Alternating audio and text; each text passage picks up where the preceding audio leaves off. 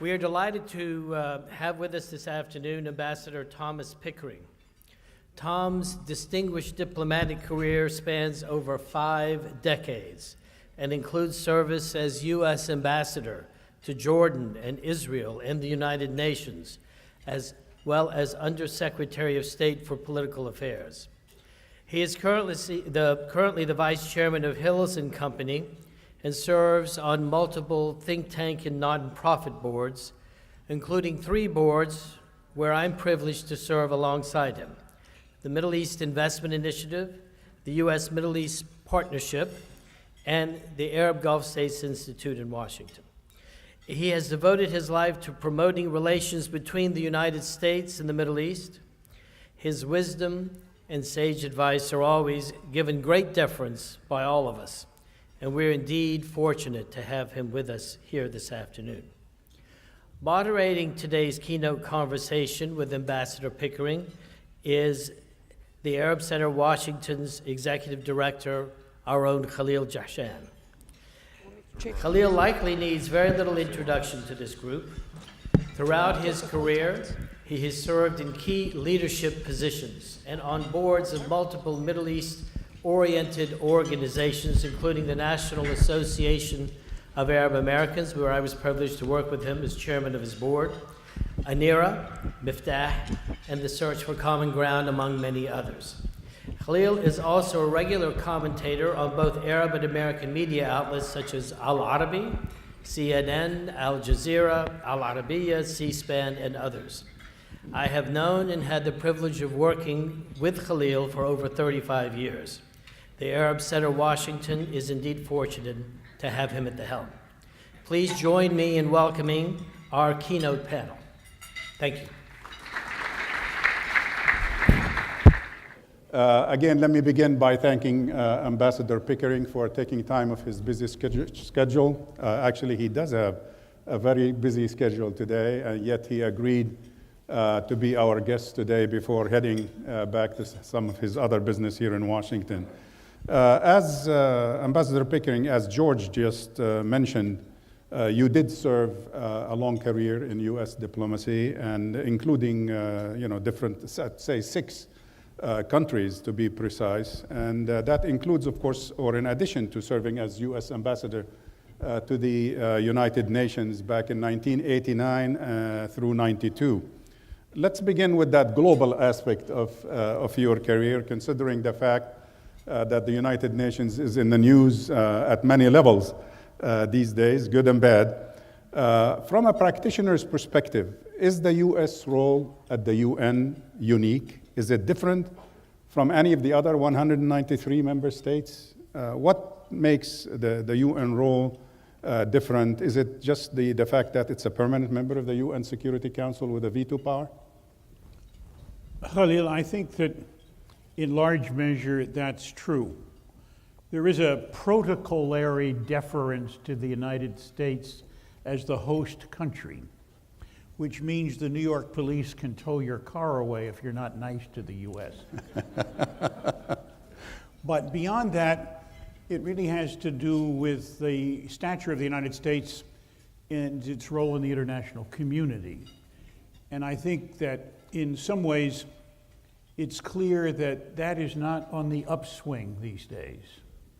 And so the isolation that is, I think, increasingly apparent with respect to the United States at the UN, not everywhere all the time, but enough of it on some of the key issues that it's turned things around from the normal, in which the U.S. Ambassador to the United Nations is often asked by the various regional groups to come by and talk to them about U.S. policy, where we're going on issue X, that conversations are easy to get if you're the American ambassador, that you need to pay attention to the UN when you're there, more or less as if it was a state legislature, because votes count, particularly in the Security Council. It's a different kind of diplomacy in many ways. It's a fascinating place. Some of the smallest countries have some of the best representatives. So punching above your weight is something that can be done in the United Nations regardless of your size and your population and your economy. And it's brains there that count with respect to that.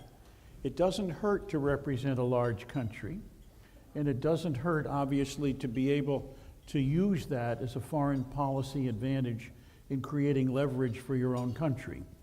But good influence in the United Nations doesn't overcome bad policy.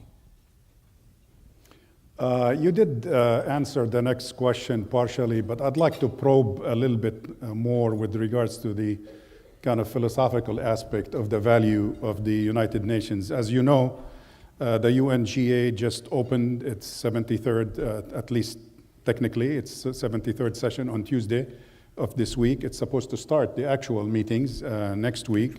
The so-called general debate will be next Tuesday, the 25th. And the international organization, for good or bad, is bracing for another appearance by our fearless president. Hey, it's not funny, come on.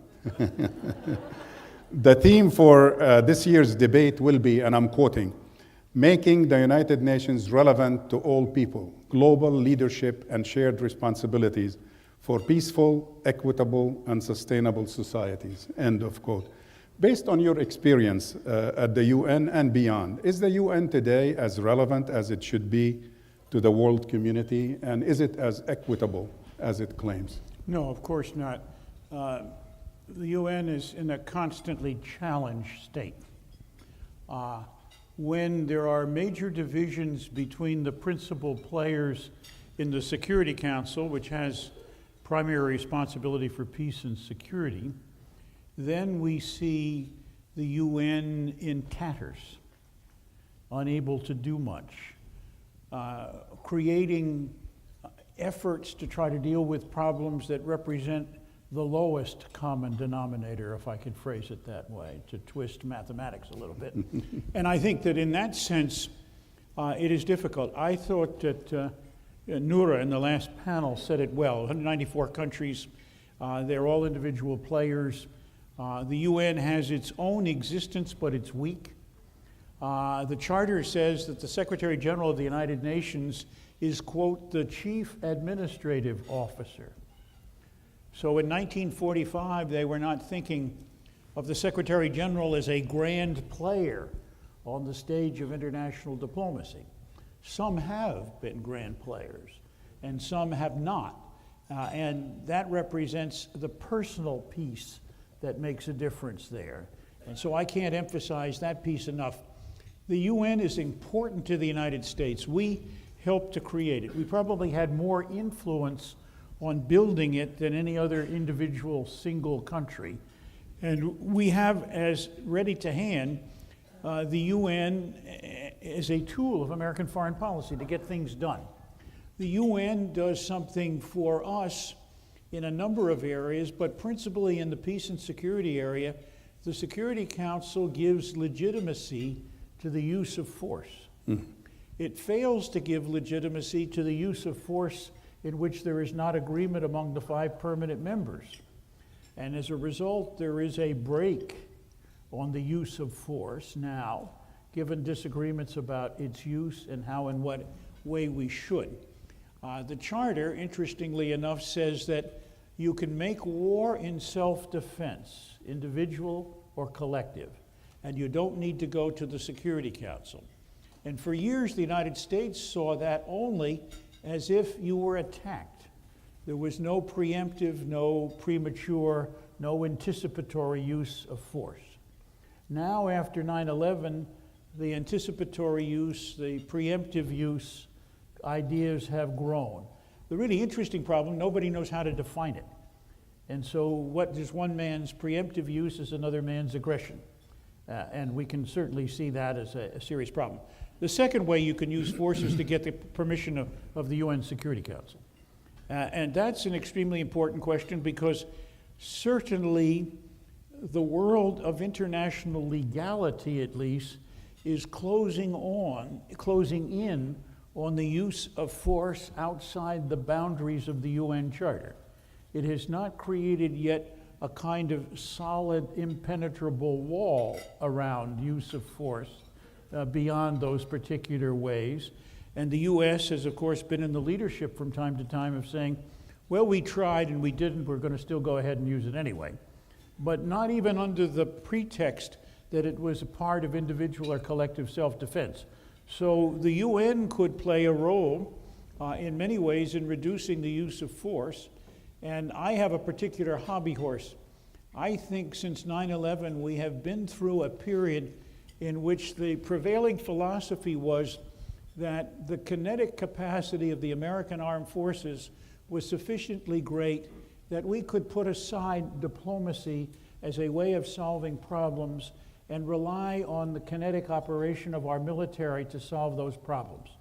And I have to tell you, it's a tragedy because both Iraq and Afghanistan, 15 to 16 years later, remain unresolved.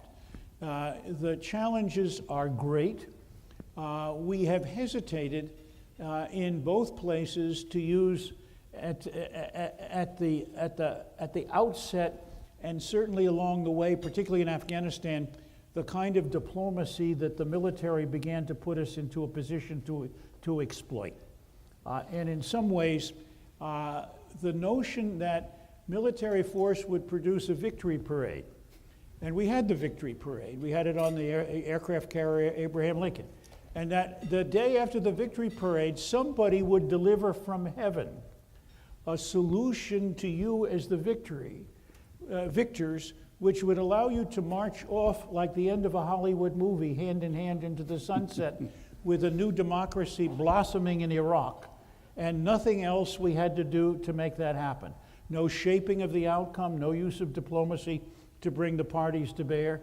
The truth is, of course, that we've spent a great deal of time and effective and ineffective diplomacy convincing Iraqis that their future rested in a different direction than their past, and that they could play a serious political role in the context of democratic alternatives. And that has not been something that we have yet won the Nobel Peace Prize for.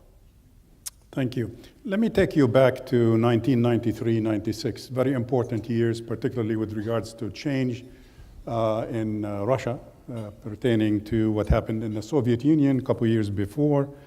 Today, President Trump routinely in his interviews and tweets and what have you, refers to the relationship with Vladimir Putin as friendly and positive. As we all know, he refuses or resists criticizing Mr. Putin personally or his policies, even when they intrude on U.S. interests. Yet, experts across the political divide tend to criticize U.S.-Russian relations today as problematic. Some call it dysfunctional. Some say it needs desperate help. Where is the disconnect in Washington's current relationship with Moscow? Well, Washington, of course, is split down the middle. There is a giant philosophical ditch between 1600 Pennsylvania Avenue and Capitol Hill. But Capitol Hill tends to represent much more the attitudes of the public. And so we are in a situation with Russia where a very large share of our foreign policy is in the area of demonization. How can we find better ways to pressure, ostracize, not talk to, stay away from, push out into the outer darkness Russia? And interestingly enough, Mr. Putin began that himself some years ago, has a great deal of responsibility for our being in that situation, and in many ways did it to provide for an elevation of his own declining popularity in 2011 and 2012, and fastened on to the idea that supranationalism, zones of spheres of influence, controlling a big piece of the old Soviet space, pushing the East Europeans, driving wedges between the US and the East Europeans, taking over a territory like Crimea or Eastern Ukraine, threatening the Baltics. These were all things that in one way or another he felt were the appropriate policy answers to the issues that he found, he thought, that disturbed him in the way the U.S. was treating him. One of those was, of course, the U.S. pulling out of the anti-ballistic missile treaty, the expansion of NATO, the placement of some Western NATO forces into Eastern Europe, those kinds of things. So we've had this rather disastrous set of attitudes and ideas, much of it driven by domestic diplomacy. Russia has driven by domestic politics. Russia has domestic politics. Sure. Yeah, all dictators have domestic politics, and sometimes they ignore them at their peril, so they're quite careful. But those are kinds of things that have now set up this equation. And so it is very difficult, aside from 1600 Pennsylvania Avenue, to sell the notion that we should be talking to Russia about some of the dividing issues that are important for both of us. Neither of us, particularly since the Cuban Missile Crisis, have wanted to act in ways that made more possible, more likely, the use of nuclear weapons on either side. People will tell you how you can get started with that, but the experts never tell you that once you get started, they don't know how to end it. And that's not a happy occasion. So those are the kind of threats that are out there. And I believe even with your worst enemy, you have an obligation to see whether, in fact, there is some solution to that problem. If you only dealt with your friends, then you don't have so many big problems to deal with. So my feeling is that in the Middle East, we should be working on solutions, not putting them aside, not allowing the demonization of one side by the other to be the prevailing characteristic of our relationship. It's really not a foreign policy, it's an attitude. But it's an attitude that gets in the way of constructive foreign policy. And so in many ways, I've made myself rotundly unpopular by advocating conversations with the Russians, conversations with the Iranians, conversations with the Turks, conversations with the Chinese, conversations with the Venezuelans. Not that I want to go and present them on a platter wholesale the capitulation of the U.S. or its interests.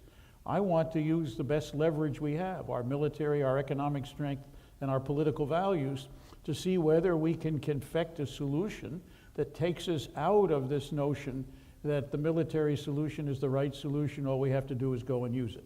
That's what diplomacy is all about. Since you mentioned the Middle East, let's move to something less controversial. What a shock. Than the UN and Russia. Let's move to the Arab world. I assume you noticed just by walking in a couple hours ago that the choice we had for the title for our conference, The Arab World Beyond Conflict.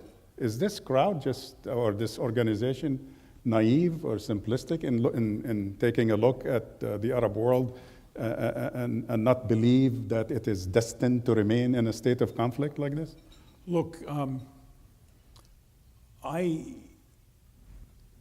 agree fully with your title. The Arab world represents a great tradition, linguistically, scientifically, poetically, in literature, in almost everything that one can imagine. It has achieved heights that are unparalleled. And in that sense, it stands for something in a part of the world that counts. And why we pay a great deal of attention to the Middle East is in many ways because we recognize there is an area of cohesion, common tradition, which we need to deal with, that it's important to do so, that war and peace in that region is to our disadvantage as it is to the people of the region, and the role we have tried to play in the past is to be as helpful as we can. Sometimes that was well-intentioned and badly conceived. We all know that. But it's a big challenge for us. And there's no reason at all why in this, the capital of our country, we shouldn't have people both of the tradition from the world of Arabic and the Middle East, but people who also recognize the importance of that and are prepared to say, certainly one of the major areas for American foreign policy has to be with the Middle East. You can't deal with the Middle East without dealing with 400 million Arabs. This is just an important fact of life. And the more we know about it and the more deeply we're engaged in it, perhaps the more sensible we'll be. The decline in American influence as a world leader is not, in my view, either in the interest of the United States or of the Middle East.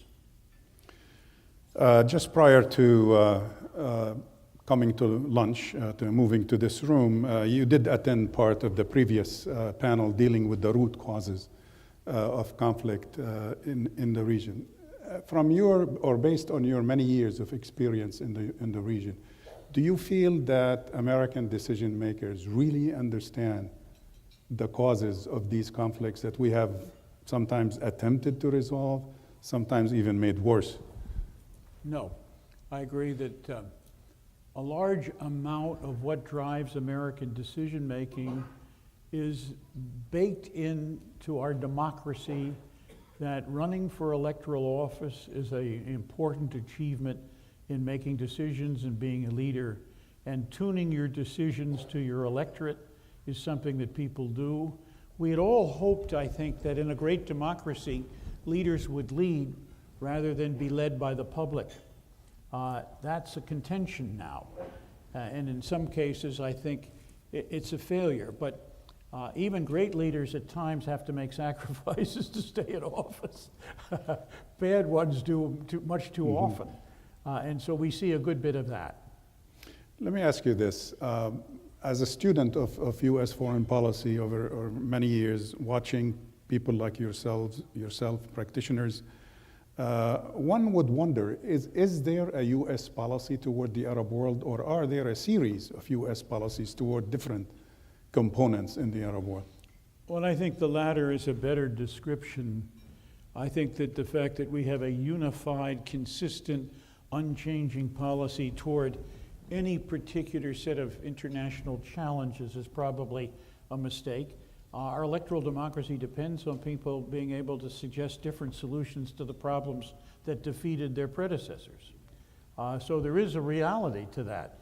Often that's not something that transcends the election, but it is part of the election contention of exaggerated promises, if I could put it that way.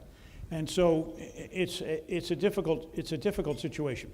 We have, I think, continuing relationships across the Middle East, not just in Israel, which is always the one that's in contention, which is always the one that obviously is looked at, which is always the one that in one way or another seems to have a great deal more influence in the American body politic for historical reasons, for religious reasons, for propaganda reasons, for business reasons, for publicity reasons. They're all there.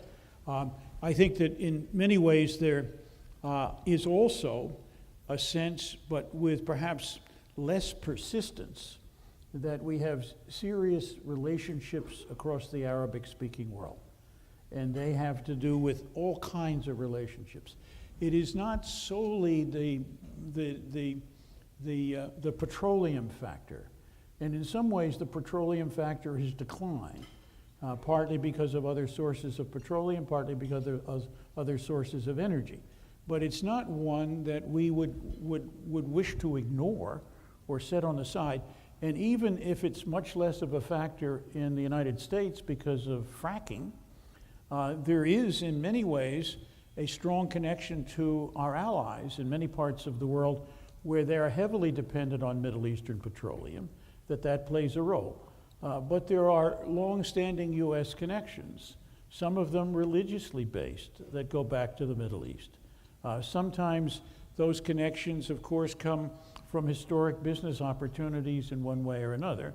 And I think Americans were fascinated with the Middle East in the 19th century, and some of the ideas and thoughts, some of the foundations and some of the relationships, whether they're in universities or institutes or non-governmental organizations go back that far. But they relate to a set of friendships, to a set of activities in one way or another that bound us then and still exist now and are part of our examining the situation. There is no question at all that I think America, in a general public understanding, is deficient in its knowledge of Islam, deficient in its knowledge of the history of Islam and the Arabic-speaking world, and the interrelationship between it in the Muslim world, which is very close and very abiding and very important. And as a result, I think we make mistakes that were we to rely on people with broader knowledge would help. We spend a lot of time teaching, we spend a lot of time educating people in the language. This is an important way to open the door. Would that we could spend more time having our elected officials understand that professional advice might be useful. Okay, great. That brings us to the issue of U.S. national interest in a zone that is unpredictable in a way and complicated, like the Middle East. I mean, I've seen you testify before. I've seen many of your colleagues over the years testify before Congress, sometimes under kind of insulting, as a matter of fact, pressure from certain members of Congress with the domestic agendas that you alluded to earlier. Who determines U.S. interest in a region as complicated as the Middle East? And does it differ from, over the years? Has it been different? Like when you were ambassador in Jordan, is it different today? Or are the national interests still the same? I think it's a really deep and interesting question. I sort of begin and go back and said, and look at, Harry Truman was once asked, what are our vital interests in the United States? And he said only two, survival and prosperity. So in some ways, that set of vital interests determines what are our national interests. Things that in one way or another affect those are perhaps on the scale of interests of higher importance to us than things that are only secondary to that.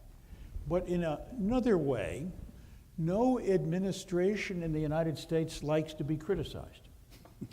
And the media writ large, particularly all of the new media, is in a regular, full-time, 24/7, 365 operation to make sure that they're not the last people to find fault with the White House. And that means that the White House is increasingly on the pedestal of having to respond to every event and every issue that takes place anywhere around the world on an instantaneous basis. That puts, quote, national politics above national interest in a strange but necessarily unfortunate way. And so, in effect, you have this cascade of things happening, coming in all the time, to which the White House, the State Department, the Defense Department in the main, have to have kind of instant answers for the public. Now, the one thing they don't want to do is unnecessarily criticize people who are our friends. The other thing they do is unnecessarily over-criticize people who are not our friends, because that's all popular domestically. And that, in a sense, conditions the environment, but it also begins to define national interest in a way that is not been considered carefully in the halls of those who most often study national strategy and national objectives and priorities. We do not, as a country, produce a document of national strategy that has anything to do with strategy. It has everything to do with politics. Strategy has to do with a careful selection of objectives and a careful definition of priorities. And if you can find that in any national strategy document, I haven't, I defy you to show me. And so in a way, what we have is that national strategy and national interests are first and foremost inside the brain cage of the president, where the president exercises that authority. And where the president delegates it, or it is delegated in one way or another by the structure in the system, then it's in the head, the brain cage of the people to whom it is delegated. Foremost in many cases is the American ambassador in the country, who in some ways still has the capacity to act on his own or her own. Not a lot, but some. And help to define questions that are strategy and policy. So we are in many ways as a country caught up because of our size and our importance in the world and the way other people look at it, in almost every question that comes along. And almost every question that comes along, eventually, someone produces a statement about the American attitude toward that question. And it becomes a national interest. It doesn't get prioritized to say it's below the top 40 or above the top 2,000, but it is in there somewhere in the national interest. And to some extent, that kind of thinking and that kind of discussion means that somehow we're seen to be capable of affecting everything, everywhere, all at the same time. And at the same time, we know, in effect, that we have a declining amount of influence for a whole bunch of reasons, including the fact that other countries are growing strong and are part of an increasingly multipolar world. I'd like to entertain a couple of questions from the audience. If you guys have a question, please write it on a card in front of you and pass it on to staff. Meanwhile, I want to ask the ambassador, as a case in point to what you just referred to, peace in the Middle East, a peaceful resolution to conflicts in the region that impact U.S. interest, has been part and parcel of U.S. interest in the region for a long time. The last few months, we've had a certain departure a bit from that, in the sense of almost like a diktat being voiced by the administration. Maybe it has something to do with its ambassador there who doesn't believe in that process. Are these steps from Jerusalem to UNRWA to cutting aid to closing the office of the PLO, have these brought us a millimeter closer to peace? No, moving the embassy in Israel, no. I find it hard to see what you and I detect from the grapevine and the public comment to be the outline of the structure of the current thinking about what to do. It has a deep made in Israel label attached to it. And if in fact that is truly where they are, and I can't say because nobody has come to me and said, here's our plan, what do you think of it? And I doubt that that would ever happen. The question would be, does it meet the test of equity and fairness? Does it meet the test of durability? Is it a set of ideas that in one way or another can begin to meet the aspirations of both sides, recognizing that the longer a conflict remains unsettled, the more time leaders have to overpromise what it is they are prepared to deliver as the shape of the solution to that conflict. And some of that has happened, obviously, in the way things are going. But if the conflict is resolved in a way that is so clearly one-sided, then it is impossible to expect the other side in any way at all to accept that solution as a durable effort. The best solution, of course, is one that in some ways disappoints both sides on an equal basis. And that means that things are going to have to be done which neither side is yet prepared to accept in a way of bringing about a solution to the problem. It is also absolutely true to expect that one side that represents a military power way beyond its own size and strength, coming to the table with another side whose measurable weakness is transparently there, and expect that the table will somehow level out the differences, and that the solution will emerge from that kind of conversation quite balanced, quite fair, and quite equitable. And so we have a situation that the longer this problem has remained unsolved, the harder it is to begin to address it. Many people have felt if the parties themselves are in such a deep imbalance when you come to the table, can they possibly work out the answer to the question, or do outside countries have to intrude? And in many ways, that may be true. Of course, each side would like to have the outside countries intrude 100% in its favor, and that in itself raises difficult problems. But those are the challenges, I think, particularly with the Palestine-Israel problem, of working out a solution. Now, the notion that I could be so unconstructedly glum is only because, having watched the last months, and you asked about that, it is difficult to see much of a scintilla of light appearing on the scene here to help us forward. But let's go back. Certainly, John Kerry worked very hard at this. He's not the only one, and hopefully he's not the last one.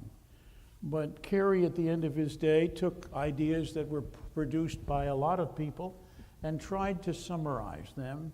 And they came out, I thought, in a reasonably balanced way.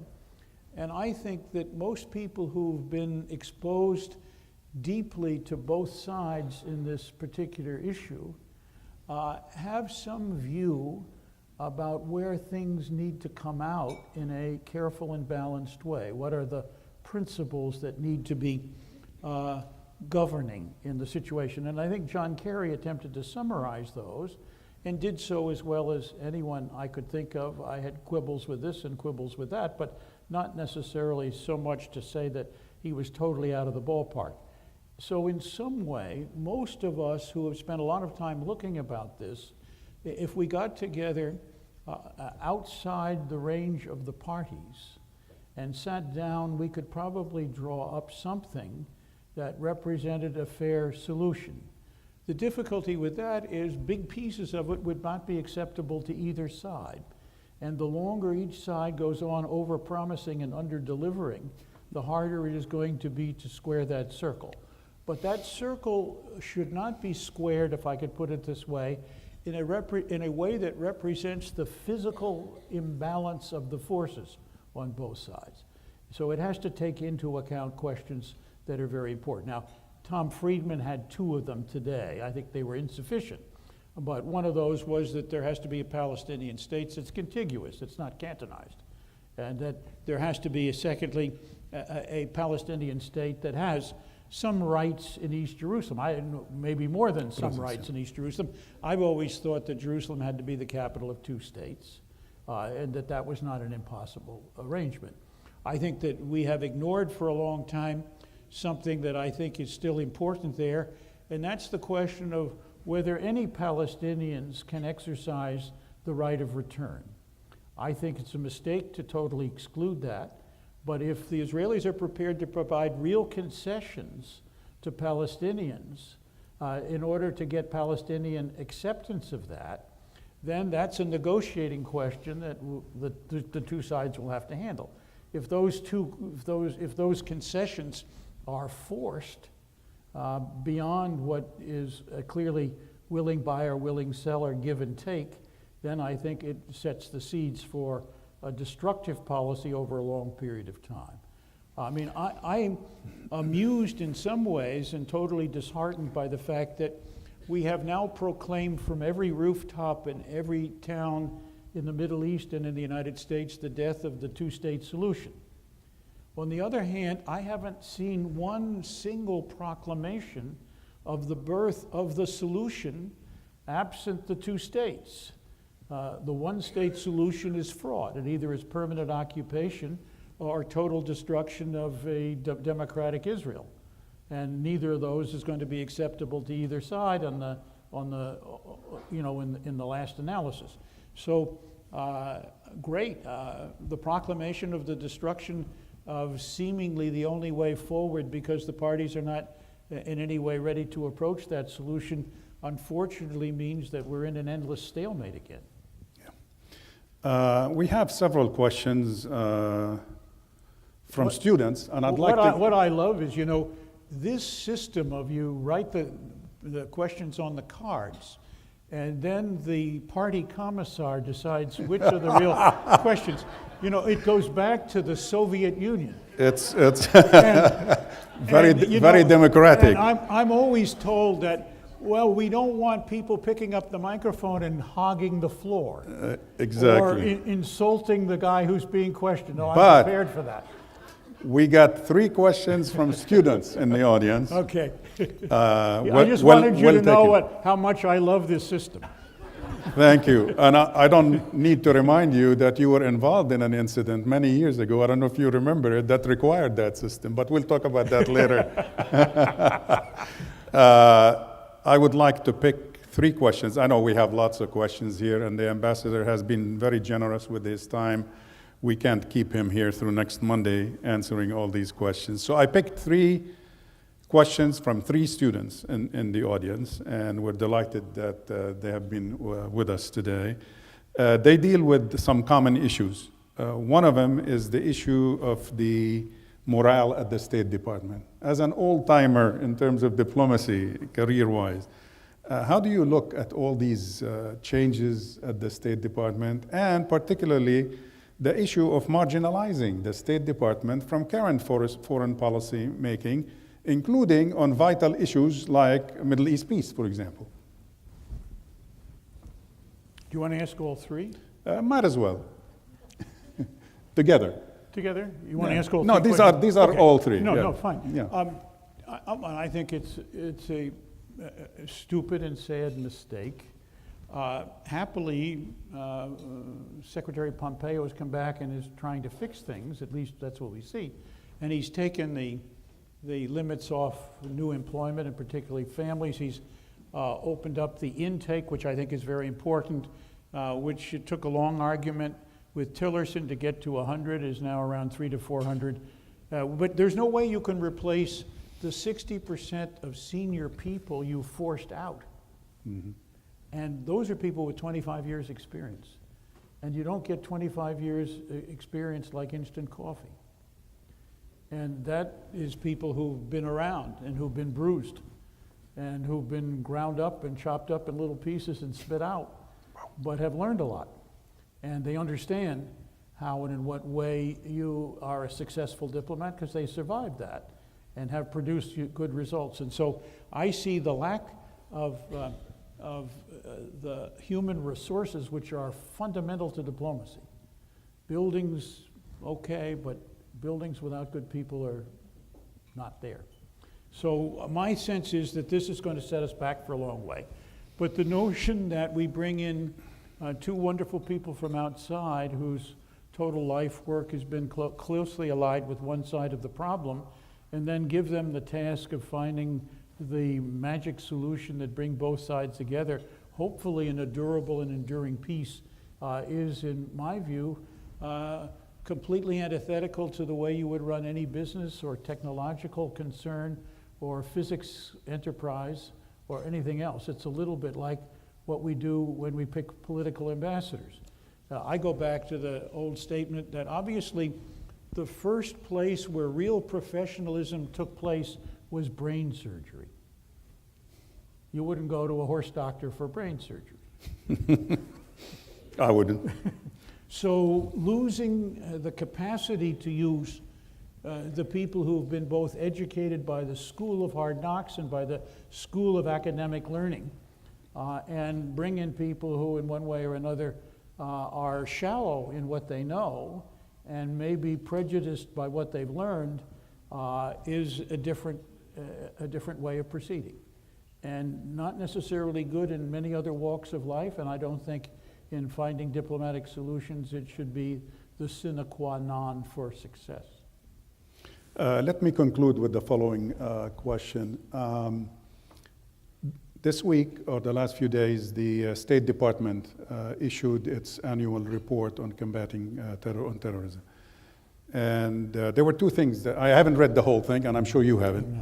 It's huge, but a couple of things attracted my attention in terms of the executive summaries, if you will, or the media coverage of the issue. One pertained to the Palestine question, in which the administration allegedly in the report praises the Palestinian Authority for its share in fighting terrorism.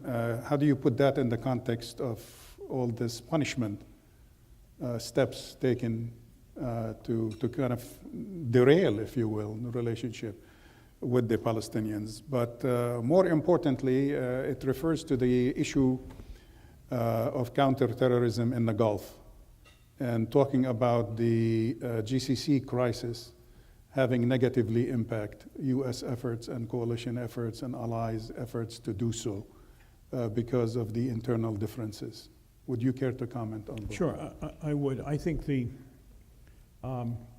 notion that inconsistency is a positive advantage in pursuing foreign policies where transparency is self-evident and people know that you're being super inconsistency is not offset by a famous saying once attributed to Hobbes, that consistency is the hobgoblin of small minds.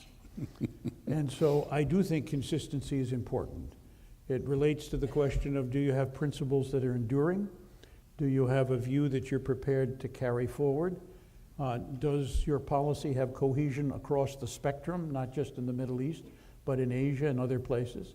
Or does that policy relate in a careful way and in a balanced way to both Israel and the Arab world? Those are the kinds of questions that people constantly will be asking of the United States. And they have some importance on our credibility and our capacity to resolve solutions. And that has a real impact on our interests. We've been talking about all of this today. Let me wind them up together. And I think that that part is important. Remind me of the second question. The second question with regard to the Gulf, the GCC crisis. I think that obviously any international grouping that's fractured means if you want to bring them along as a group, you have a double problem. One's convincing them of your ideas, and secondly, convincing them that they have to get together to deal with your ideas. So it is by simple definition, complicating the problem, making it harder to move. Now, there are a lot of people who say divide et impera, divide and conquer. My own feeling is that we're not conquering the Gulf states. They're friends, allies, and supporters.